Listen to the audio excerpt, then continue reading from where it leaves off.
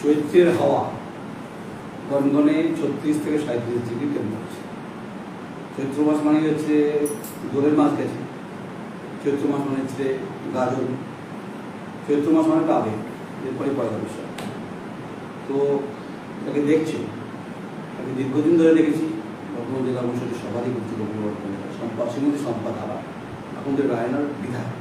খুব বর্ধিষ্ঠ জায়গা, political culture, রাজনীতি, সংস্কৃতি, বহুত্ববাদ অনেক কিছু এখানে রয়েছে। সবথেকে গুরুত্বপূর্ণ বিপ্লবী রাসবিহারী বসুর জন্মস্থান ছিল। ম্যাডাম, আপনাকে স্বাগত জানাই। আপনাকে আমি একদম সবাই মধ্যে দিচ্ছি। আপনার আগামী দিনের পথ সুন্দর, শুভেচ্ছা অভিনন্দন আপনাদের।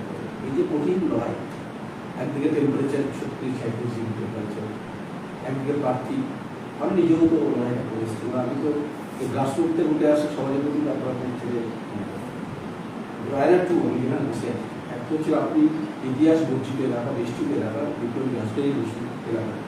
আমায় বলুন যে আপনি বিধায়ক, সবাই বলতে পারবেন বিধায়ক থাকবেন, বিপ্লবী রাজশাহী বসুর জন্মস্থানে কী কী ডেভেলপমেন্ট আপনি করেছেন? দেখুন, বিপ্লবী রাসবিহারীর যে আমাদের ট্রাস্ট আছে, তো সেই ট্রাস্টটাকে নতুন করে আমাদের মূর্তি করা হয়েছে। আর সেই মূর্তিতে আমরা প্রত্যেকটা বছর শুধু তার জন্মদিন বা তার মৃত্যুদিন আমরা একটি যেমন পালন করি, অন্যদিকে তার যে জন্মদিনটাকে ঘিরে আমরা নতুন করে একটা প্রজেক্ট সাজানো হয়েছে।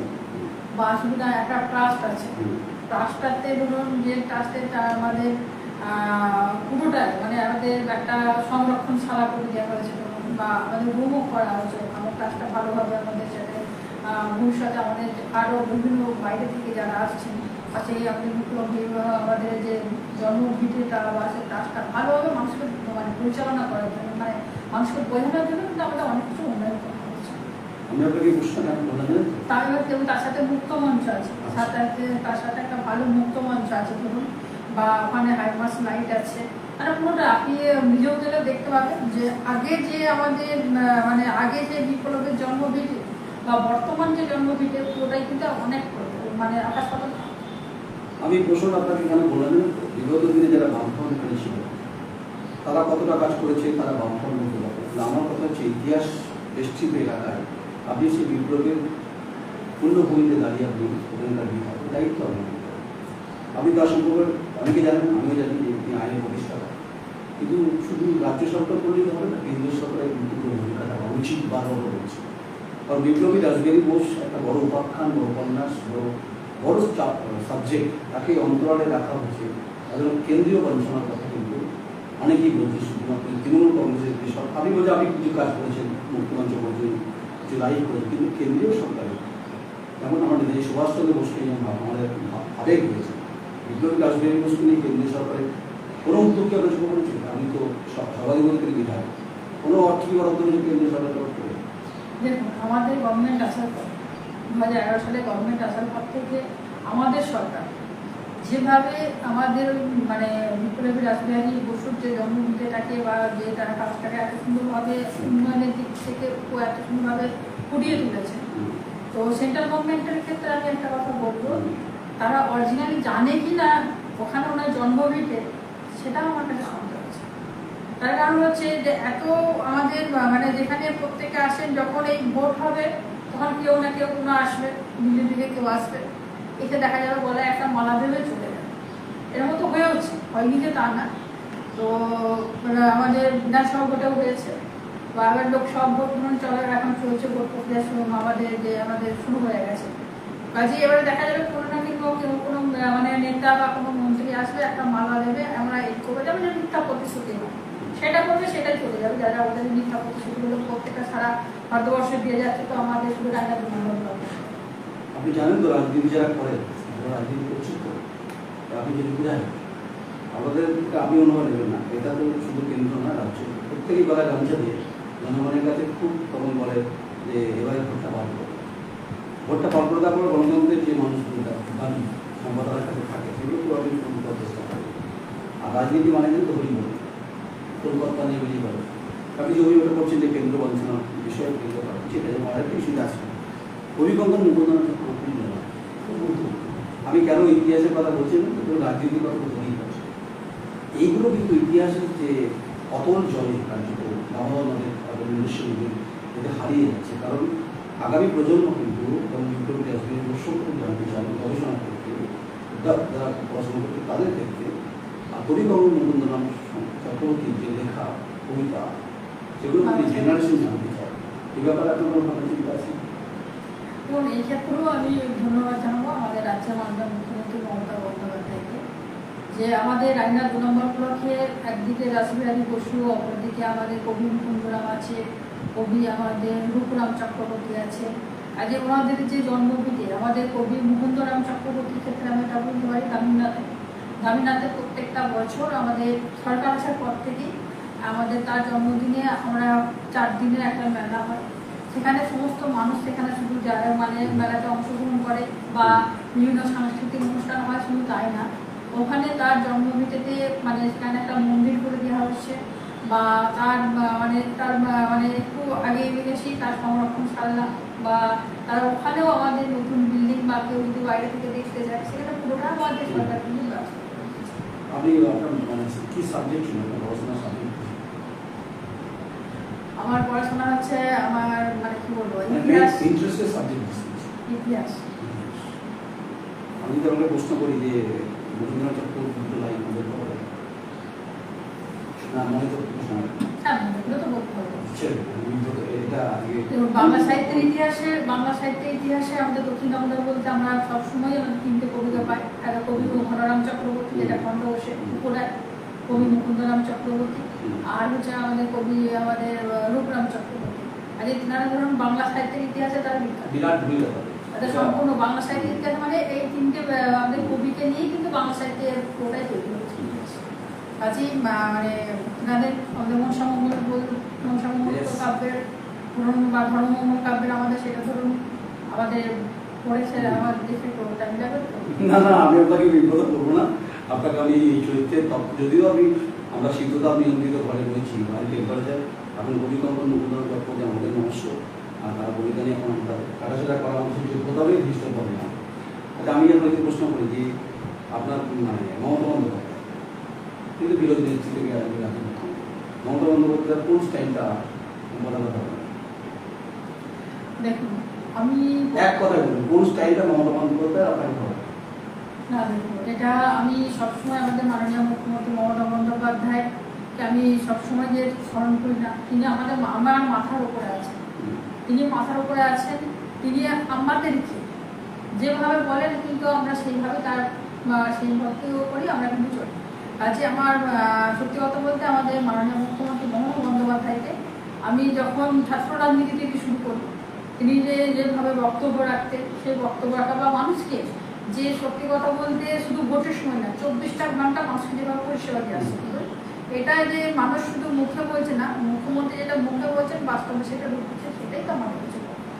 আপনাকে প্রশ্ন কেন করছিলেন তো রাজ্যের মুখ্যমন্ত্রী মহিলা, আপনি মহিলা, মুখ্যমন্ত্রীর যে মেজাজ, মুখ্যমন্ত্রীর যে গাথীন যে বক্তব্য মানে অন্যভাবে এবং কেন্দ্রীয় সরকার সম্পর্কে যে মনোভাব, ওটা ভারতবর্ষের তো তিনি তার ভূমিকা সম্পর্কে সবাই জানেন যে সংসদে গণতন্ত্রে অত্যন্ত সিনিয়র, এটা দলমত নির্বিশেষ করছে। এই মমতা বন্দ্যোপাধ্যায় অনেক বিষয়ে আমারও পছন্দ হতে পারে, আপনার বেশি হয়, আমি ওনাকে চিনি কিনা সেটা পরে প্রশ্ন, আপনি তো দলের ওনার বিষয় একটা লাইন বলুন যেটা আপনাকে অত্যন্ত টাচ করে যায়, হ্যাঁ মমতা বন্দ্যোপাধ্যায় এটা বলছে একটা কোনো যেটা তিনি সবসময় আমাদের বাংলার মানুষের জন্য, বাংলার মায়েদের জন্য মুখে যে কাজটা বলে, আজকে যে কথা বলবে সেটা দেখা যাবে বাস্তবে সেটা রূপায়িত হচ্ছে। এটাই তো আমাদের কাছে কথা, সেটাই যেটা মুখে যেটা বলবেন সেটাই বাস্তবে সেটা। আচ্ছা অভিষেক বন্দ্যোপাধ্যায় কেমন লাগে? তিনি তো আমাদের মানে কি বলবো যুবরাজ বলতে গেলে চলে বলা হোক, তিনি আমাদের মানে সাধারণ সম্পাদক অল ইন্ডিয়া তৃণমূল কংগ্রেসের, কাজে আমাদের জননেতা বা আমাদের অভিভাবক, কাজেই মানে তিনি যেভাবে তিনিও বলেন তার বক্তব্য যেভাবে রাখেন সেটাও খুব ভালো। অভিষেকের প্যান্ট, অভিষেকের শার্ট, অভিষেকের ওটা জিনিস করে দেখুন দুজনে থাকে ওটা নীল কালারের করে যদি অভিষেককে ভালো করে তো এক তো চশমা দেখতে সুন্দর, ভালো বক্তা, প্রচণ্ড ইংরেজি ভালো বলতে পারে, হিন্দি বলতে পারে, যখন হাটে মমতা বন্দ্যোপাধ্যায়ের ছায়াসন করেন রিফ্লেকশনটা হয়ে যায়, আমরা কাছ থেকে দেখেছি বিভিন্ন সময় মিটিংয়ে দেখেন, তো মুগ্ধ হয়ে যান হিসেবে দেখেন, মানে পলিটিক্যালি মুগ্ধ হচ্ছে। দাদা আমি একটা কথা বলবো যে যিনি আমাদের মাথার উপরে আছেন আমাদেরকে নির্দেশ দেন। একটা রাজনীতির ক্ষেত্রে তিনি আমাদের সবসময় যিনারা আমাদের মাথার উপরে থাকেন এনারা আমাদেরকে নির্দেশ দেন, সেই নির্দেশ মতো কিন্তু আমরা ভবিষ্যতে আমরা বর্তমানে মানে কাজ করি, যে আমাদেরকে মাথার উপর আমাদের দাদা আমাদেরকে এই নির্দেশটা দিয়েছেন, সেই নির্দেশ মতো আমরা কাজ করি। মানে আমি বলছি অভিষেকের স্টাইলটা আপনার কেমন, স্টাইলটা হচ্ছে দেখুন এটা রাজনীতির সাথে স্টাইলটা আমি মনে করি একদম রাজনীতির স্টাইলটাই কেমন লাগে ওর অভিষেকের রাজনীতি, অভিষেক আমার থেকেও ছোট বয়সে, আমার হচ্ছে চিনি কিনা বলে করা, অভিষেকের স্টাইল রাজনীতি দুটো বার করছি, রাজনীতির স্টাইলটা কেমন লাগে? দাদার স্টাইল সুন্দর। আপনার স্টাইলটা? আমার স্টাইল কি করে বলবো, আমার স্টাইলটা আমি নিজে কিছু স্টাইল করি না, তাহলে আমি বলবো আপনার নেত্রী মনোনয়ন করতে হয়, নেতা অংশগ্রহণ করতে হয়, আপনার তো কিছুটা স্টাইল থাকা উচিত তাদের দেখে। আর সেটা আমি নিজের মুখে নিজে কি বললাম, মানুষ বুঝবে। আমি বলি আপনার সম্পর্কে আমি আপনাকে দেখেছি সহযোগিতা থেকে, আপনি একটু লুকিয়ে থাকা লজ্জাবতী গাছ, যখন আমি খোলেন তখন বাপের মতো করেন, তাই কি? এইটা করে কি করে বলি? কঠিন প্রশ্ন। আচ্ছা আমাকে একটু বলুন, রায়না যে গোটা অঞ্চল যে আপনি ঘুরছেন যে একদম লিড, এখানে তৃণমূলের যিনি প্রার্থী আত্মপ্রত্যাশা সঙ্গে বুঝিয়ে কত লিড হতে পারে রায়নার তৃণমূল? রায়না 2 নম্বর ব্লকে ধরুন আমি মানে এখনো পর্যন্ত টার্গেট নিয়ে নিয়েছি আমাদের প্রার্থীকে 20,000 ভোটের লিড। রায়না 2 নম্বর ব্লক সার্বিকভাবে রায়না বিধানসভার 50,000 ভোটের লিড। মানে রায়না 1 ও রায়না 2 দুটোরই বিধায়ক আপনি প্রিয় বলছেন 20,000 ওয়ান কত অনেক হিসাবে মানে 50,000 50 আর টোটাল কত কত করে দিচ্ছে আমাদের রায়না বিধানসভায় বলতে পারবো 50,000 ভোটের লিড। কথা হয় প্রার্থীর সঙ্গে কথা হচ্ছে কি কি প্ল্যান কি আছে? আপনি তো সভাধিপতি ছিলেন, আপনি তো কাজগুলো বিস্তার পঞ্চায়েত ব্যবস্থা দেখেছেন, মানুষের ন্যূনতম খেটে খাওয়া মানুষদের চাহিদা দেখেছেন, মেহনতি মানুষের সংগ্রাম দেখেছেন, উন্নয়নের ক্ষেত্রে মানুষের দাবি রয়েছে, সেগুলো কি আলোচনা হচ্ছে? দেখুন সত্যি কথা বলতে আমাদের এই সরকার 2011 সাল থেকে আসার পরে আমাদের মানুষের সাধারণ গরিব মেহনতি মানুষের বা দরিদ্র মানুষের যা চাওয়া পাওয়া আমাদের সরকার কিন্তু আমাদের মাননীয় মুখ্যমন্ত্রী মমতা বন্দ্যোপাধ্যায়টা পুরোটাই কিন্তু ফ্লাপ করতে পেরেছে, পুরোটাই কিন্তু মিটিয়ে দিতে পেরেছে। এবং সেটা বলতে পারি আগামী দিনের জন্য লোকসভা ভোটের পরে যে এটা বলেছেন আবাসনের ক্ষেত্রে, যেটা বারে বারে যেটা বলা হচ্ছে 2.5 বছর ধরে 100 দিনের টাকা পাওয়া যাচ্ছিল না, সেটা ধরুন 1 মার্চে আমাদের মাননীয় মুখ্যমন্ত্রী মমতা বন্দ্যোপাধ্যায় মুখে বলেছিলেন, সেটা কিন্তু প্রত্যেকটা অ্যাকাউন্টে চলে গেছে। এবং সার্বিকভাবে যেটা আছে যে বাংলার আবাস যোজনার যে বাড়ি, আজকে দেখুন আলিপুরদুয়ার বা জলপাইগুড়ি যেভাবে মানে এই যে ঝড়টা প্রাকৃতিক বিপর্যয়, সেখানে কিন্তু বাড়ি ভেঙে পড়ে গেছে। সেখানে যদি প্রত্যেকটা বাড়িগুলো যদি কম বেশি মানে ছাদওয়ালা বাড়ি থাকতো তাহলে হয়তো মানুষের প্রাণও যেত না বা মানুষ আহত হতো না, এরকম মতো একটা প্রাকৃতিক বিপর্যয় হতো, হয়তো সামান্য কিছুটা হতো। কিন্তু আমাদের সেটা মাননীয় মুখ্যমন্ত্রী মমতা বন্দ্যোপাধ্যায় বা আমাদের সেনাপতি বারবার করে বলেছেন, সেটা দিল্লিতে আমাদের 2 অক্টোবর ধর্নাও দেওয়া হয়েছে, সেখানে আমি নিজেও গিয়েছিলাম। কিন্তু আমরা মানে সেন্ট্রাল গভর্নমেন্ট কিন্তু একটা টাকাও দেয়নি, কিন্তু 100 দিনের টাকা আমাদের প্রত্যেকটা বাংলার মানুষ কিন্তু পেয়ে গেছে। বাকি রইল আমাদের যে বাংলা আবাসনের টাকা, সেটাও আশা করা যায় আমাদের মাননীয় মুখ্যমন্ত্রী সেটাও ঘোষণা করে দিয়েছেন যে এপ্রিল মাসে সেটা কিন্তু দিতে, যদি সেন্ট্রাল গভর্নমেন্ট না হয়। আশা করা যায় আমাদের মুখ্যমন্ত্রী যখন এটা বলেছেন, তার কারণ হচ্ছে যখন মুখ্যমন্ত্রীর মুখে যেটা বলেন যে এই প্রকল্পটা করবো, সেটা দেখা যায় আস্তে আস্তে সেটা কিন্তু বাস্তবে রূপ দিয়ে দেয়। আর যে এই ক্ষেত্রে আমাদের মাননীয় মুখ্যমন্ত্রী মমতা বন্দ্যোপাধ্যায় মুখে বলেছে, সেটাও কিন্তু বাস্তবে রূপ দেয়। আপনাদের এখানে যে বামফ্রন্টের প্রার্থী এখানকার রায়নার তো সিপিএমের একটি বড় ছবি রায়নাকে বিয়ের মামা ইতিহাস শেখাতে বলছে যে 100 দিনের টাকা যখন বাড়ি গিয়ে বলছে বা এখানকার ন্যূনতম চাহিদা মেটানোর ক্ষেত্রে রুটি কাপড়া মাথা দিয়ে করেছেন বলছেন, মাথার উপর ছাদ দিয়েছেন বলছেন, কৃষি লোন দিয়েছেন বলছেন, বামফ্রন্ট মিথ্যা কথা বলছে। দেখুন সেটা বামফ্রন্ট তো ধরুন মিথ্যা কথা বলে 34 বছর রাজত্ব করছে, যা কিছু প্রকল্প এসছে যা কিছু এসছে তার নিজেদের মধ্যে রেখে দিয়েছে, তাদের চাকরি বলুন বা বিভিন্ন প্রকল্প বলুন। কাজেই সেই জায়গা থেকে আজকে বাংলার মুখ্যমন্ত্রী যেভাবে প্রত্যেকটা বাংলার মানুষের পাশে আছে, যেটা সেন্ট্রাল গভর্নমেন্ট বারবারই করে দেখুন টিম পাঠাচ্ছে, বিভিন্ন রকম ভাবে টিম পাঠাচ্ছে, টিম করার পরে সেখানে সার্ভে করার পরে তারাই কিন্তু সার্টিফিকেট দিয়ে যাচ্ছে, তারাই সার্টিফিকেট দিচ্ছে যে বাংলায় যেভাবে কাজ হয়েছে অন্য কোনো রাজ্যে সে মতো কাজ হয়নি। তাহলে নিশ্চয়ই এটা কোনো মিথ্যা কথা না, এটা কোনো অপপ্রচার না। তার কারণ হচ্ছে সেন্ট্রাল গভর্নমেন্ট একটা কোনো টিম পাঠাচ্ছে, সেটা দলে দলে সেই টিম আসছে তাতে মিড ডে মিল বলুন, বাংলা সড়ক যোজনা বলুন, বা বিভিন্ন রকম বিয়ে আমাদের বাংলা আবাস যোজনা বলুন, নানা রকম ভাবে ধরুন আমাদের যেগুলো আসছে ধরুন টিমগুলো, কাজেই ধরুন তারা নিজেরাই তো সার্টিফিকেট দিয়ে যাচ্ছে। কাজে এখানে তো ধরুন কোনো মিথ্যা প্রতিশ্রুতি নেই। সিপিএম তো ধরুন নিজেদের মানে 2021 সালে যে ভোট ছিল, ভোটটাকে তো ধরুন বিজেপিকে বাইপাস করে দিয়েছে। আবার চাইছে যে আবার এখানে এসে এখানেও একটা সেটিং করেছে, বিজেপির সাথে একটা সেটিং করে নিয়েছে, মানুষকে আমরা ভাবটা বাজিয়ে মানে ভাবটা বোঝানোর জন্য এখন ভুলভাল পাগল হয়ে গেছেন কথা বলছে। রায়নার এমএলএ শ্রীমতী সম্পাদারা প্রাক্তন জেলা পরিষদের সভাপতি, খেলা হবে? অবশ্যই খেলা হবে, অবশ্যই খেলা হবে। চড়াবাড়ি হবে? দেখুন সেটা তো মানে বুঝতে পারবেন। এবারে আমাদের তো ধরুন ইতিমধ্যে আজকে যেমন সভা করা হলো, বিভিন্ন জায়গায় সভা করা হচ্ছে, মিটিং করা হচ্ছে, প্রোগ্রাম করা হচ্ছে, মানুষের রায় আশা করা যায় এখনই মানুষের রায় দিয়ে দিয়েছে। বাংলার মানুষ আমাদের রায়না বিধানসভা প্রত্যেকটা মায়েরাই ইতিমধ্যে রায় দিয়ে দিচ্ছে। কাজে সেখানে খেলা হবার নতুন করে বলার কিছু নেই।